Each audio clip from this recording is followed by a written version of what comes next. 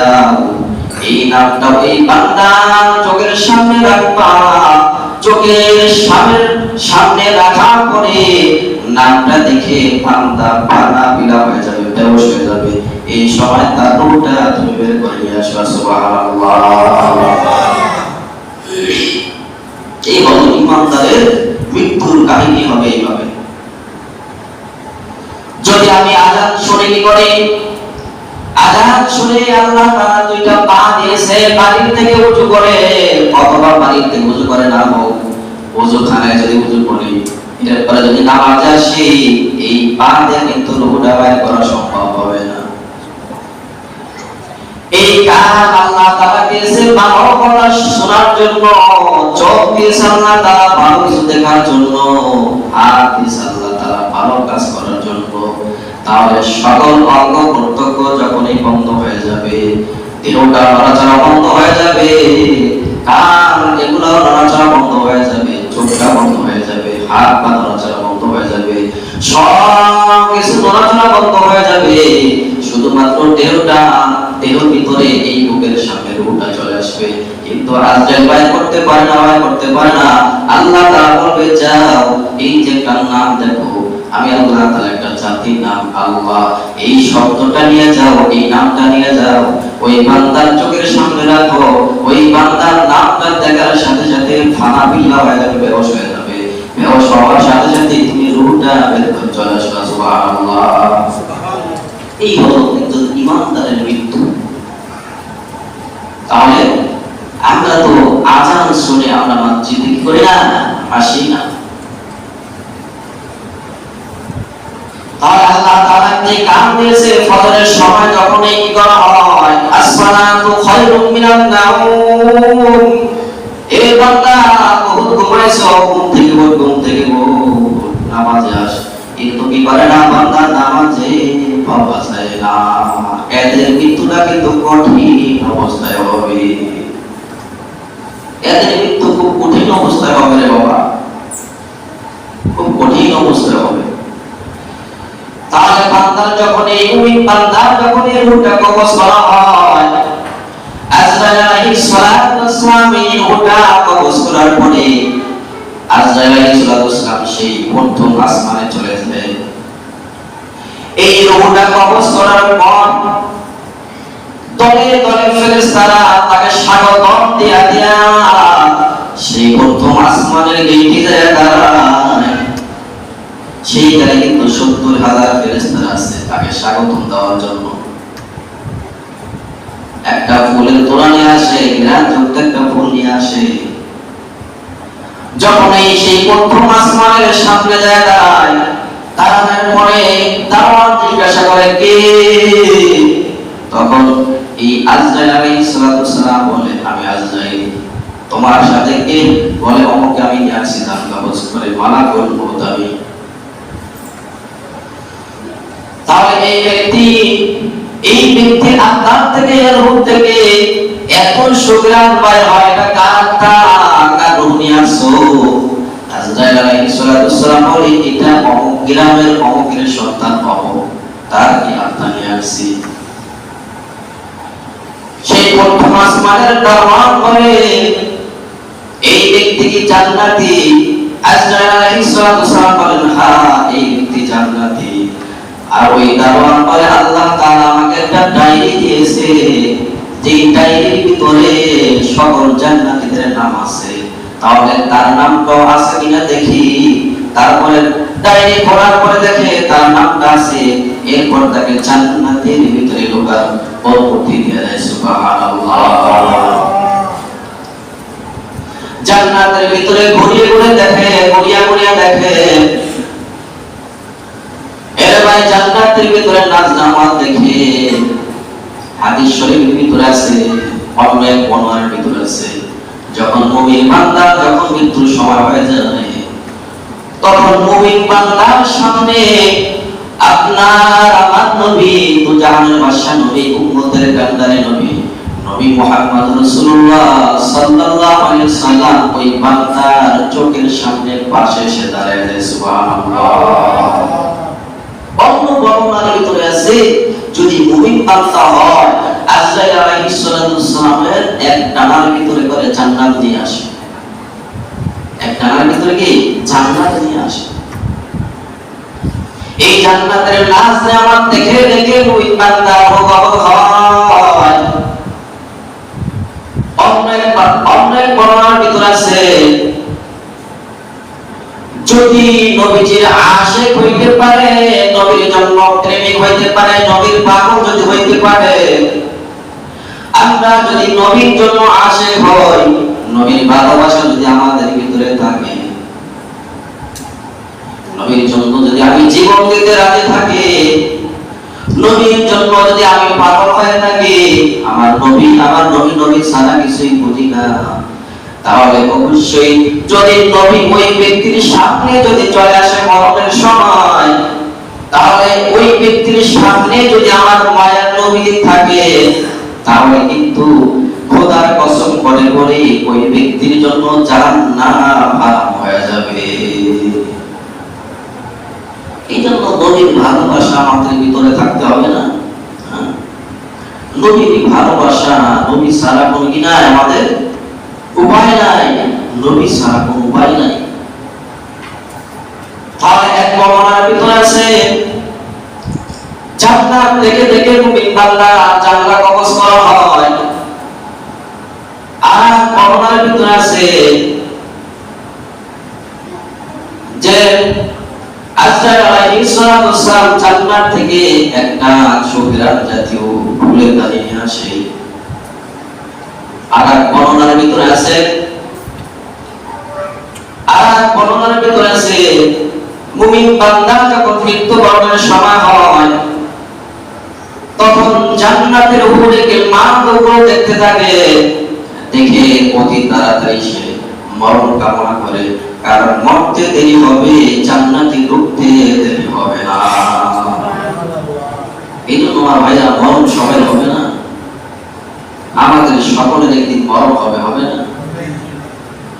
তাহলে মরণ যদি হয়, এই দুনিয়ার জীবন তো জীবন না, নাকি ক্ষণস্থায়ী জীবন, কয়েকদিন ঘুরে ঘুরে আল্লাহ আমাদেরকে নিয়ে যাবে, কয়েকদিনের জন্য আসছে।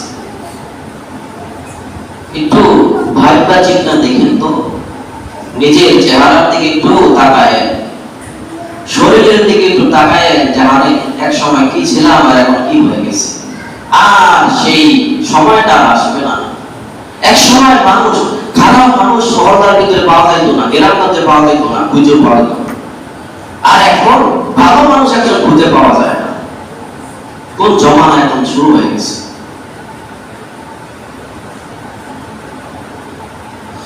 তাহলে মৃত্যুর যন্ত্রণা কঠিন হবে, ফাসিক ফুজ্জারদের মৃত্যু কঠিন হবে, বেঈমান মুনাফিক বদমাশদের মৃত্যু কঠিন হবে। দেখবেন অনেক বেঈমানরা মৃত্যুর সময় কিন্তু পায়খানা পর্যন্ত করে দেয়, করে না? প্রস্রাব করে দেয়, কারণ মৃত্যুর যন্ত্রণার কারণে সহ্য করতে পারে না। আল্লাহ আমাদের সবাইকে ঈমানে মৃত্যু দান করে, সবাই আমিন। তাহলে ঈমানদার অবস্থায় মরা লাগবে, যা কিছু করি না করি, গাড়ি বাড়ি নারী যা কিছু করি না কেন, সব এগুলো একদিন ধুয়ে আমাদের চলে যেতে হবে। ওই অন্ধকার কবরে শুধুমাত্র আপনার আমার সাথে যাবে আমল, অন্য কিছু দিতে পারবেন না। আপনাকে যে একটা কাপড় দিয়া, একটা সাদা কাপড়ের প্যাকেট বানায় যে আপনাকে দাফন করে, এই কাপড়টাও কিন্তু আপনার না, আপনার না, এটা হলো নবীজির সুন্নাত হিসেবে আপনাকে ওখানে রাখা হয়, ঠিক আছে? এটা আপনার না, তাহলে কিছু দিয়ে যাইতে পারবেন না, আপনি যা আমল করছেন সেটাই আপনার সাথে যাবে। আল্লাহ আমাদের সবাইকে ঈমানের সাথে যাওয়ার তৌফিক দান করুন। ফিরআউনের কথা আপনারা অনেকেই জানেন। এই ফিরআউনকে আল্লাহ তাআলা চারটা কারণে গজব দেয় না। ফিরআউনকে আল্লাহ তাআলা গজব দেয় চারটা কারণে। কয় কারণে? চার কারণে। ফিরআউনের বাড়িতে প্রত্যেকদিন দুপুর বেলা এক বেলা এতিমদেরকে খাবার খাওয়াইতো, জানেন? ফেরাউন সে কি করতো, প্রত্যেক দিন দুপুরে একবেলা খাবার খাওয়াতো তাদেরকে, এতিমদেরকে।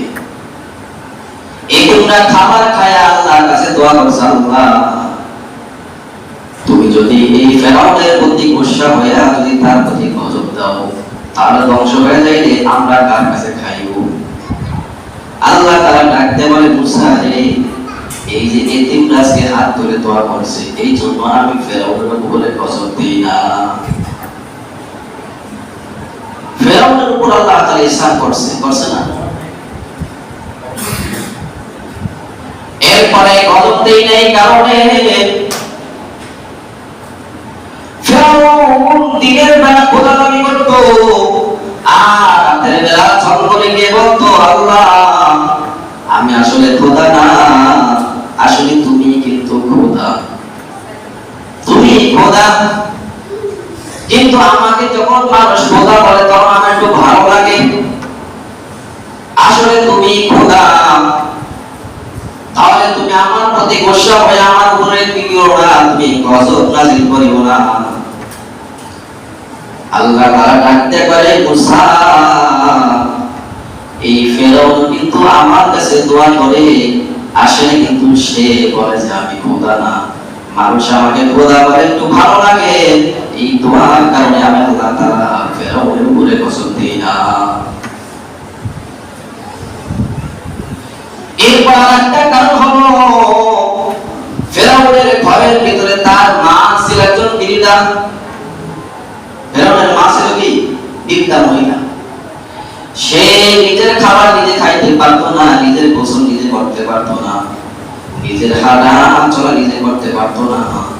এই ফেরাউন কি করতো, তার ওই বিধবা মাকে নিজে খাবার খাওয়াই দিত, নিজে গোসল করা দিত, নিজের সকল কিছু সব সেবা যত্ন ফেরাউন তার মার জন্য করত। আর তার মা ফেরাউনের প্রতি এইভাবে হাত তুলে আল্লাহর কাছে দোয়া চাইতো, আল্লাহ তুমি বেজার হইয়া আমার ফেরাউনের উপরে গজব নাযিল করো না। এই জন্য মায়ের দোয়ার কারণে আল্লাহ তাআলা ওই ফেরাউনের উপরে কিন্তু গজব দেয় না। মায়ে যখন দোয়া করে চলে যাবে আরশ পানে,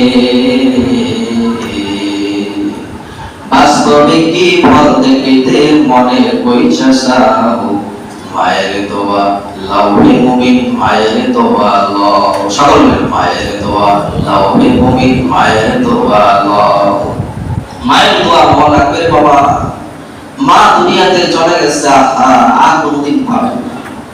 আমার মা চলে গেছে, এখন বুঝি যে কি হারাই না, কি মূল্যবান একটা সম্পদ চলে গেছে, আর কোনদিন দেখা হবে না। মনটা মাঝে মধ্যে খণ্ড ভিন্ন হয়ে যায়, যাদের মা নাই বাবা নাই, যাদের কারণ আজকে দুনিয়া দেখলাম, সেই মা তো আর কোনদিন ঘুম দেয় না, সেই মা তো আর কোনদিন খোঁজ খবর নেয় না। বাড়িতে যখন আসতাম তখন আমার মা আমাকে আগা দিত, এখানে আসার পর আমার মা আমাকে ফোন দিয়ে জিজ্ঞাসা করতো, বাবা ঠিক মতো গেছে, বাবা বাড়িতে কবে আসবে, এখন তো আর কেউ জিজ্ঞাসা করে না। এই জন্য কার মা আছে কার মা নাই জানি না, কিন্তু মা যদি থাকে অবশ্যই মায়ের দোয়া নেবে। খবরদার খবরদার, মা যদি বেজার হয়ে যায়, মা যদি আপনার প্রতি সন্তুষ্ট অসন্তুষ্টি হয়ে যায়, তাহলে আপনার উপায় নেই, দুনিয়াতেও আখিরাতেও না, একেবারে বরবাদ বরবাদ। আর যাদের বাবা মা আমরা তাদের সন্তান আছে, তাদের প্রতি কি করবো না, বদদোয়া করবো না। কারণ এই সন্তান আপনি দুনিয়া থেকে চলে যাবে, কিন্তু সন্তানের প্রতি যদি বদদোয়া করে যান, তাহলে এই বদদোয়া কিন্তু আল্লাহ তাআলা কবুল করে। খবরদার, এই জন্য ভাবিয়া চিন্তা কথা বলতে হবে, সন্তানের প্রতি বদদোয়া কোনো সময় করা যাবে না। আল্লাহ তাআলা আমাদের মা বাবার খেদমত করার তৌফিক দান করুন, আমিন। তাহলে ফেরাউনের বাড়িতে তার মা ছিল বিদ্যা, এই মায়ের খেদমত করত, খেদমত করার কারণে আল্লাহ তাআলা গজব দূর করে দিয়েছে।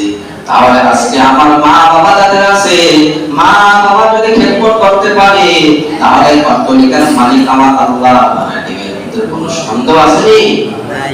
যাহা কিছু আমরা করছি, যাহা কিছু করতেছি, এগুলা ফসল, এগুলা যে পুঁজি একমাত্র আমার মা, আমার বাবা দোয়া করেছে অথবা কোনো গরিব দোয়া করেছে, তাদের বিনিময় আমরা করতে পারছি। খবরদার এই মা বাবার কোনোদিন কষ্ট দেওয়া যাবে না।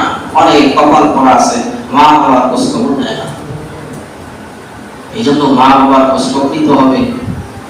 এখন অনেকে বলে যে মা তো ছোট ভাইয়ের সাথে আছে, কি করে? ওই দরজার সামনে থেকে মারে দেখে। চিন্তা করে তো, মা তো ছোট ভাই লাগে থাকে, তাই এই তো দেখাইলাম, এটা কি মার খেদমত করা? মায়ের মাকে ডাক দিবেন, মা আপনার কি ওষুধ লাগবে? মা আপনার কি কাপড় লাগবে? মা আপনি কি খাইবেন? হ্যাঁ, মায়ের একটু মাথার চুলটা আসছে দেন না, একটু তেল দিয়ে দেন। হ্যাঁ, দেখবেন যে মা কত খুশি।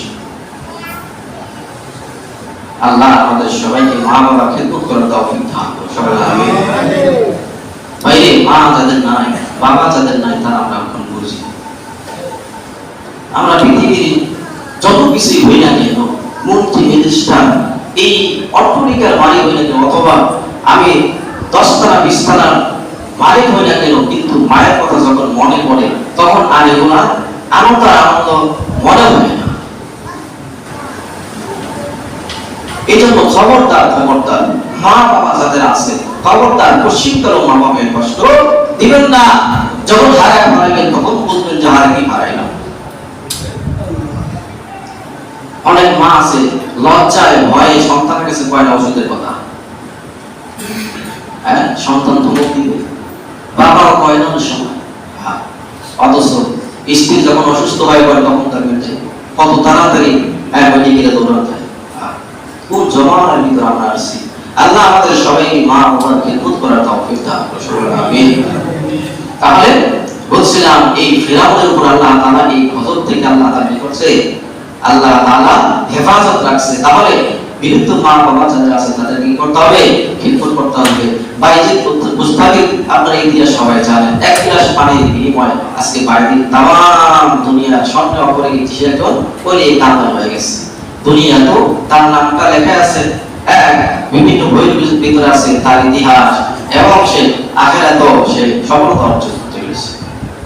আল্লাহ আমাদের সবাইকে মা বাবার খেদমত করার তৌফিক দান করুন। অল্প সময় কাছে আলোচনা করলাম, ভুল ত্রুটি আল্লাহ তাআলা ক্ষমা করুন। আমরা যারা শুনছি আল্লাহ সবাইকে আমল করার তৌফিক দান